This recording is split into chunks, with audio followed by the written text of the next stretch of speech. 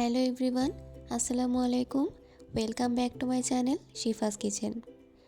আমার আজকের রেসিপি লোভনীয় এবং ঝাল ঝাল স্বাদের আলুর দম।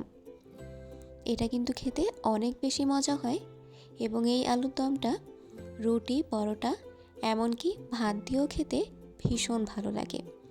তাহলে চলুন চলে যাওয়া যাক মূল প্রস্তুত প্রণালীতে। প্রথমেই আমি একটি প্যানে দিয়ে দিব তেল 1/4 কাপ। তেলটা গরম হয়ে এলে আমি এর মধ্যে দিয়ে দিব আলুগুলো আমি এরকম নর্মাল সাইজ করে কেটে নিয়েছি, যেরকমটা মাংসের মধ্যে আমরা দিয়ে থাকি। আপনারা আপনাদের পছন্দ মতো সাইজ করে আলুগুলো কেটে নিতে পারেন। এখন আমি এর মধ্যে স্বাদ মতো লবণ দিয়ে দিব। তারপর দিব হলুদ গুঁড়া 1/2 চা চামচ। এরপর দিয়ে দিব মরিচ গুঁড়া 1/2 চা চামচ।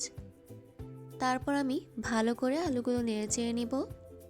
চুলার আঁচ হাই হিটে রেখে আমি আলুগুলো হালকা লাল করে ভেজে নিব। আলুগুলো আমার ভেজে নেওয়া হয়ে গিয়েছে। এখন এগুলো উঠিয়ে রাখব। তারপর এই আলু ভাজার তেলেই আমি দিয়ে দিব আস্ত শুকনো মরিচ 2টি, দিয়ে দিব তেজপাতা মাঝখান থেকে কেটে একটি, দিয়ে দিব দারচিনি 1 টুকরা, তারপর দিব এলাচ 3টি, এরপর দিব লবঙ্গ 2টি। এগুলো আমি হালকা করে ভেজে নিব। এগুলো থেকে সুন্দর একটা স্মেল বের হয়ে আসলে এর মধ্যে আমি দিয়ে দিব 3টি বড় সাইজের পেঁয়াজ কুচি। পেঁয়াজগুলো আমি হালকা ভেজে নিব।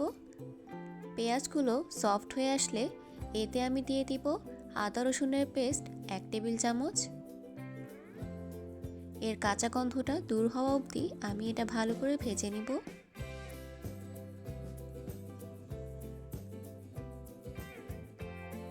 এ পর্যায়ে আমি এর মধ্যে সামান্য পানি অ্যাড করে দিব।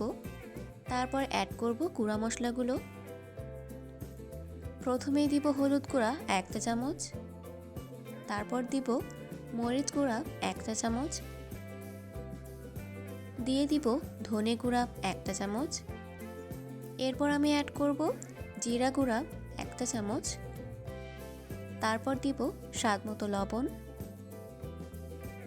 এই মশলাগুলো আমি নেড়েচেড়ে ভালো করে কষিয়ে নিব। এখানে মশলাটি যত ভালো কষানো হবে এর টেস্ট কিন্তু তত বেশি ভালো আসবে। এ পর্যায়ে আমি এর মধ্যে একটি টমেটো কুচি করে দিয়ে দিব। টমেটো দিয়ে আমি 8 থেকে 10 মিনিটের মতো মশলাটি আবারও ভালো করে কষিয়ে নিব। তার জন্য আবারও সামান্য পরিমাণে দিয়ে দিব পানি। আমি এ পর্যায়ে দিয়ে দিব এর মধ্যে টক দই 1 টেবিল চামচ। তারপর দিয়ে দিব বাদাম বাটা 1/2 টেবিল চামচ। এখানে আমি কাঠবাদাম ইউজ করেছি, আপনারা চাইলে যে কোনো বাদাম এখানে ইউজ করতে পারেন। আমি এটা নেড়েচেড়ে 2 থেকে 3 মিনিটের মতো ভেজে নিব। কষানো হয়ে গেলে এ পর্যায়ে আমি ভেজে রাখা আলুগুলো এতে দিয়ে দিব। আলুগুলো দিয়ে এগুলো আমি মশলার সাথে ভালো করে নেড়েচেড়ে মিশিয়ে নিব। নেড়েচেড়ে আমি এতে দিয়ে দিব পানি 1 কাপের মতো। পানিটা দিয়ে আমি এটা হালকা নেড়েচেড়ে নিব।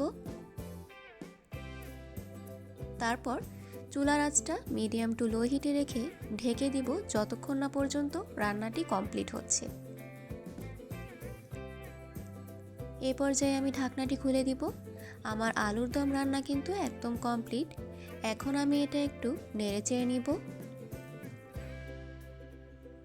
আলুগুলো কিন্তু একদম পারফেক্টলি সিদ্ধ হয়ে গিয়েছে।